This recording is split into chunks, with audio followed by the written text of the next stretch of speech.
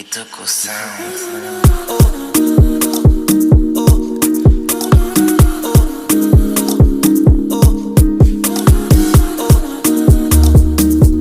Hi everyone, I'm back again with another video with me and Nina and Liv. Girl, let me do it. Welcome back to Nina and Liv. I hope you guys enjoyed our last video. Before we get into anything, I need you guys to like, comment, and subscribe because we're going to keep bringing the heat for y'all. So today, what do we got going? We're just doing a little girl talk. Nina is too serious. Yeah, so today we wanted to share some relationship icks. Just things that are kind of like red flags. Dating icks. Yeah, dating icks. Things that are like red flags in a relationship or when you're dating someone. So we're just going to share with y'all what we think. Don't forget to comment down below if you have any relationship icks, and let's keep it going, okay? First dating ick is if he's breathing. I'm just like... Not him having a pulse. No, I'm just kidding. Red flag. I feel like my first dating ick is a person. This is something that I've experienced in the past. A person who their phone is always on D&D. Red flag. What are you? It's either you're married, you got a girlfriend. He's married. What are you trying to hide? If your phone is on D&D, like, why the hell is your phone on D? Like, are you the president of the United States? Or if they have their notification silenced, they're married. Not even that. I don't even think that people just be married like that. I think it's a relationship. Like, they could be in a relationship. If you're notified, if somebody's texting your phone, and when the little notification thing pop up, and you can't read it from the screen. Congratulations, you're a fraud. Oh, I can't curse. You're a fraud. Congratulations, you play games. I feel like every dude that play games, they silence their notifications, or when their notifications pop up, you can't read it off the lock screen. Like, they got something to hide. Like, facts, big facts. For me, I feel like a big relationship ick or a dating ick is being nonchalant. Because the first thing I'm going to do is go where the chalant men are. A little chalant somewhere else. Yes, because I can't, if you're not showing interest, if you're not showing that you want to get to know me and talk to me and, pursue something on a deeper level, you out of there. That's one for me. Me, personally, I feel like a nonchalant dude couldn't even talk to me. I feel like I don't even think a person who's nonchalant, I can even have a conversation. Like, I can't get past anything with, like, it wouldn't last more than 2 weeks, I feel. Absolutely. Same. Because I get bored really easily. I feel like for me, it's not even that I get bored. It's like, what is the point? It's not that I get bored. I get bored with, like, pointless things. Like, I feel like if you're going to talk to somebody, you have to at least, it has to be going somewhere. Facts. And you have to be intentional. That's another thing. For me, I don't like the whole casual date. I am not a casual dater. Ain't nothing about me casual, okay? I'm not a casual dater. No. I am not a go with the flow type of, like, 9 times out of 10, if a dude is like, let's go with the flow, I'm out of there. Period. I can't. No. I cannot. Can't do that. I feel like another thing too, a dating ick is, I would say, like, communication.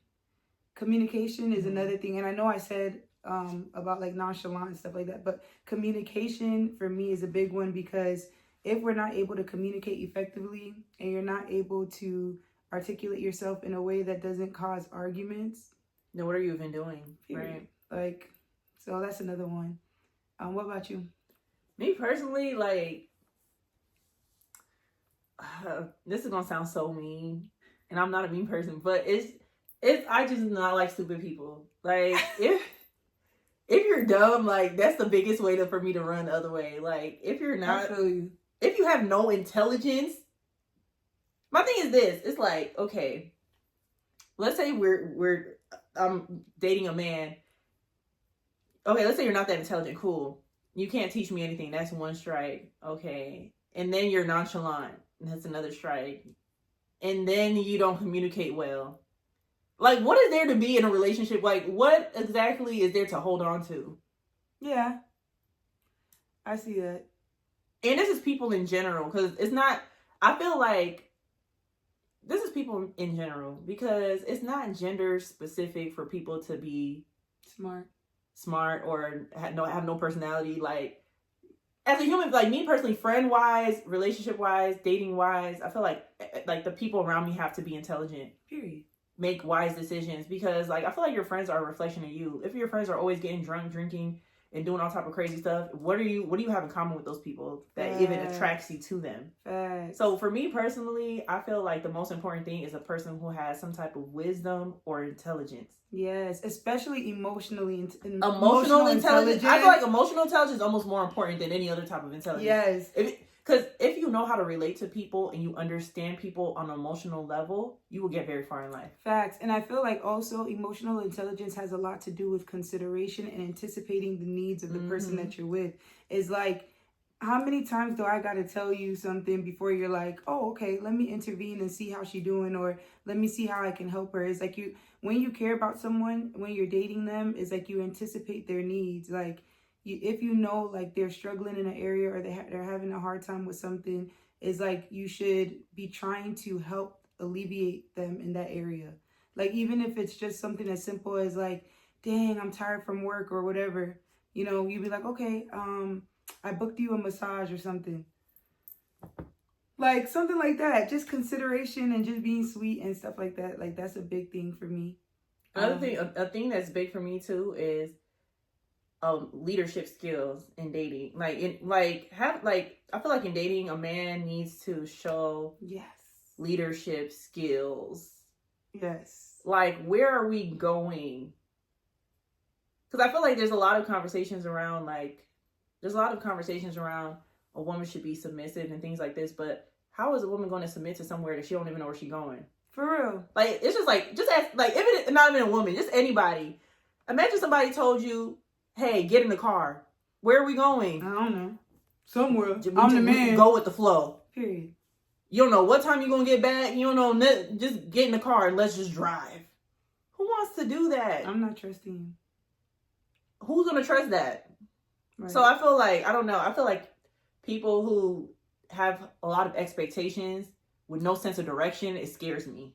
Right. Because why are you expecting me to follow your lead and you're leading me nowhere? Facts. Like, let's go walking, but we have no map of where we're going. Let's just go walk. No. We could get into there could be some bears. There could be something that's going to come eat us. We don't know what's going to happen. But let's just go. Facts. Hell no. Yeah, no, that's not going to I can't do it. Okay, so now that we know, like, our relationship dating icks, what about, like, what would you say are the 3 top requirements for someone to get into for you to get into a relationship with someone? Like, what are the 3 things that anybody that you're in a relationship with must have? 3 things. Okay. You're going to steal mine. I already know. Integrity. Okay. A man must have integrity for me to be in a relationship with them. Mm-hmm. That means that behind my back and in front of my face, you are the same man. Yes. Agreed. Doing the same things. That's integrity, right? Agreed. A relationship with Jesus Christ. Yes, Jesus Devontae Christ. Yes. A relationship with Jesus. That's number 1 for me. A relationship with Jesus Christ is only because I'm not saying that people from other religions are bad. I'm not saying that. But for me in my life, I'm a Christian. Yes. So I need my person. Like, what do I look like following a certain principle and lifestyle? Honest principles, and then this person doesn't believe in the same principles. We're going to constantly butt heads. We're going to butt heads. It's like, I'm going to be believing in doing things this way, and they're going to be believing in doing things whatever way they want to do it. I don't want to hear it. The minute I don't hear they got it. So integrity is 1. They got to have a relationship in Jesus Christ. And then the 3rd is emotional intelligence and empathy. That I feel like those 2 go together. Yes. Emotional intelligence, you have to understand where I'm coming from. I don't want you to, when the person doesn't have emotional intelligence, you'll be sad and depressed and they'll be registering it as an attitude. Facts. And bro. that's horrible. Facts. Imagine being depressed and your partner can't even realize that you're dealing with depression. Facts. Instead, they're too busy judging you and think you're having an attitude problem or you're angry. Facts. Emotional intelligence will help you know the difference, and that's what's important. And the thing about it is that, see, I can't even do my 3 because you took my 3. But, like, yeah, like, for me, it's the same thing. Like, there's no point in my opinion, there's no point in dating somebody who's not spiritually aligned with where you're going and your belief systems, because there's going to be a time where you get married, there's going to be a time that you have kids, and you're going to have to raise those kids, and it's not going to be your body, it's not going to be how good you look that's going to raise those kids, it's going to be your mindset and your belief system. So it's like, if we're not aligned and we're not on the same page, we're going to constantly be butting heads. When it's time to raise the kids, you're going to be teaching them this, I want to teach them that. And it's like, we have to be a united front. And apart from that, is like, I always like to envision it as kind of like a highway. I can't be going 85 north and you going 85 south. Exactly. How does like, that work?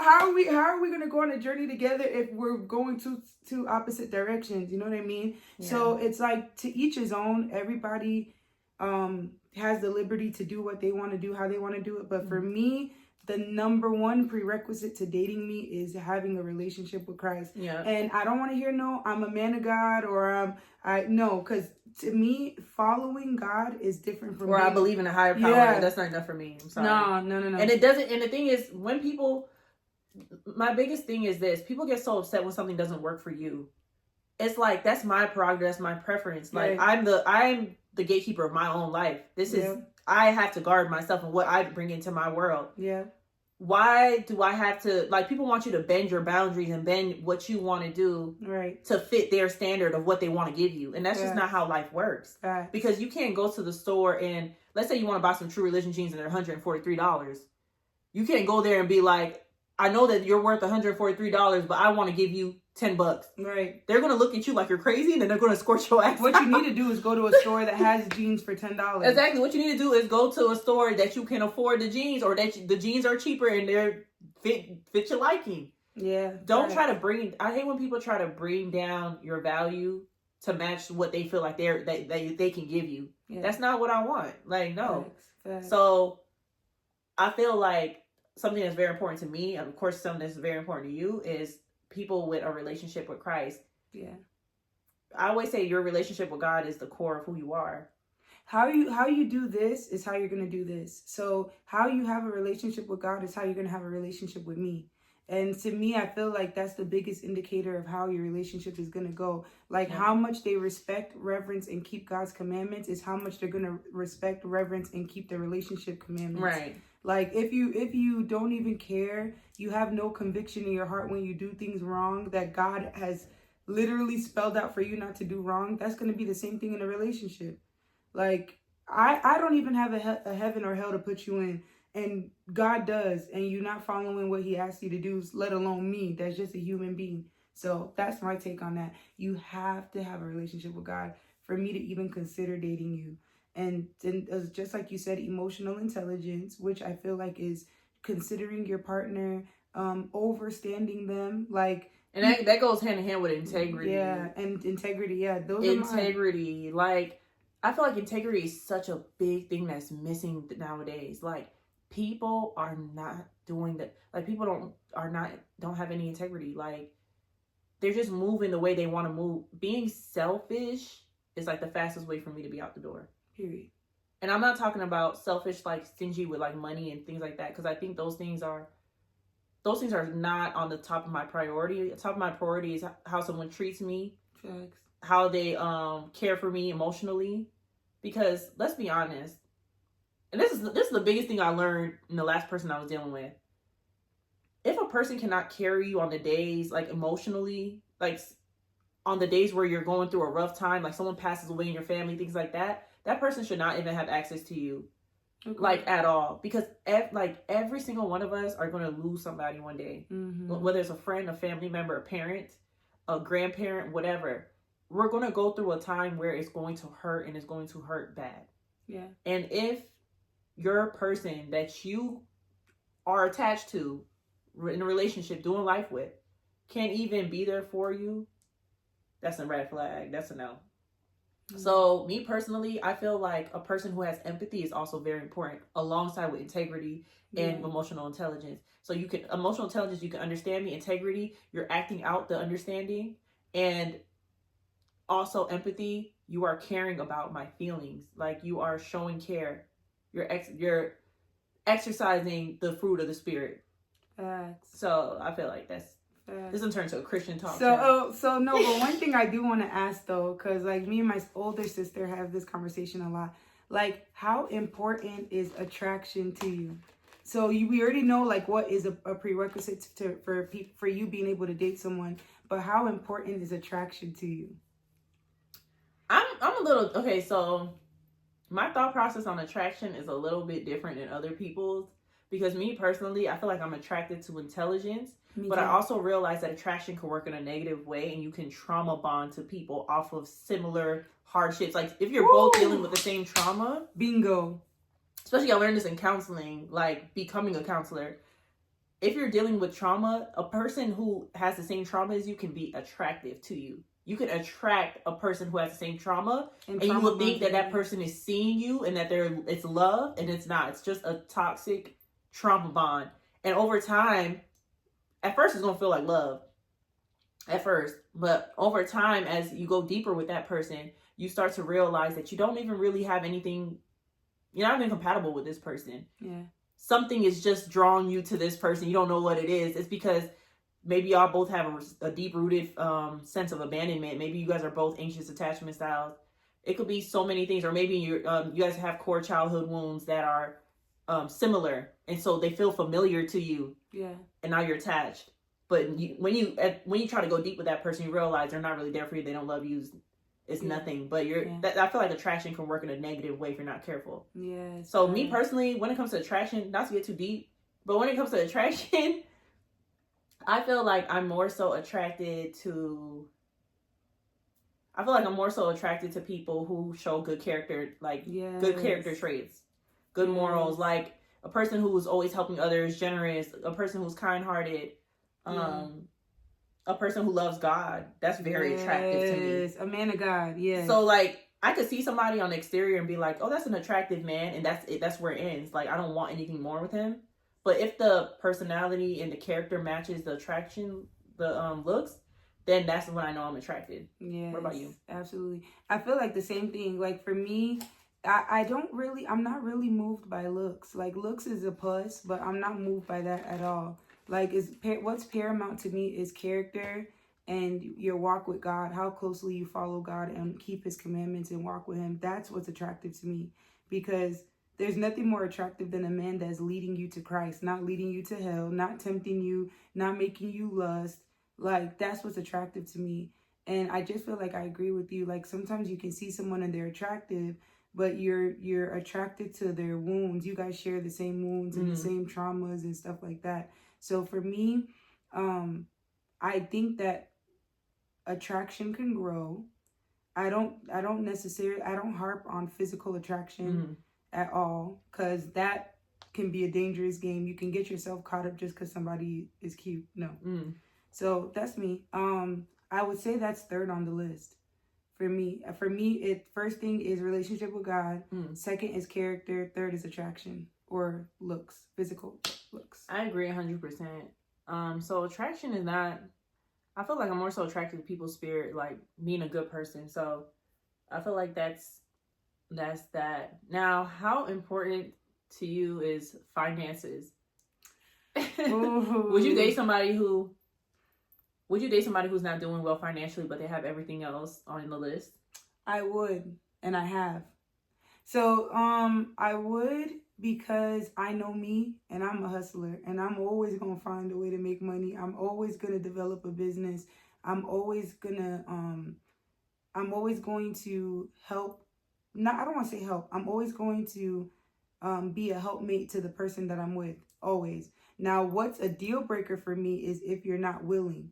If you're not willing to grow, you're not willing to evolve, you're not willing to listen. And what I mean by listen is not me telling you what to do like I'm your mom, but like letting me be a helper to you. If you're not willing to let me do that, then yeah, I can't do anything with you. But you don't have to make all the money in the world. I feel like you just have to have good character, and you have to be good soil, so things can be planted in you. I feel like my biggest thing, and it's like I say this over and over again, I feel like it's not about how much money a person makes. It's about their financial literacy and how they spend that money. I feel like I don't want someone who just throws money down the drain to buy stupid things like sneakers all the time, and they don't have no money for their bills, but they're buying sneakers and shoes. And I feel like financial literacy is more attractive. Like, Yeah. does this person have a good credit score? Yeah. Does this person know how to allocate their funds properly Yeah. to the point where they're able to, you know, have extra money to do what they want? Yeah. That's what's more important to me, because I've met men, like, for instance, you know which ex I'm talking about. I dated somebody who, like, they were doing like house renovations and things like that, making 6 figures. But the problem with them is that they literally would just go to the club, just literally stand on couches, drink there, go to sections, all that. And it's like, okay, you make 6 figures, but you're spending nothing to show for it. There's nothing, like, couldn't even pay his rent. Yeah. And I'm just like, you don't have any financial literacy. Yeah. You're spending money on stupid things. Yeah. And you don't even have enough to pay your bills. So all that, oh, he has to make 6 figures, it's just such a crazy conversation to me. Because my thing is this, it's good for a man, don't get me wrong, it's good for a man to be a provider and make a lot of money. That's awesome. For anyone to be a provider and make a lot of money is great. But the biggest thing to me is, what if that person's not financially literate?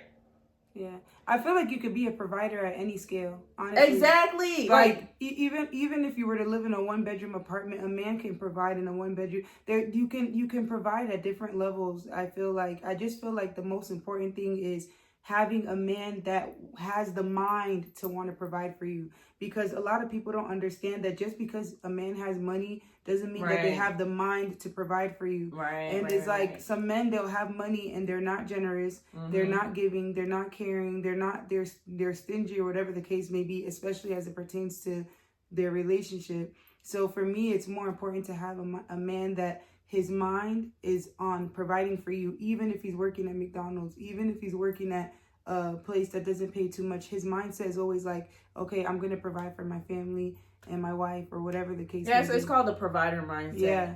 I feel like my dad was a person who had a provider mindset. Yeah. I always, like, growing up, I always thought my dad was rich. Facts.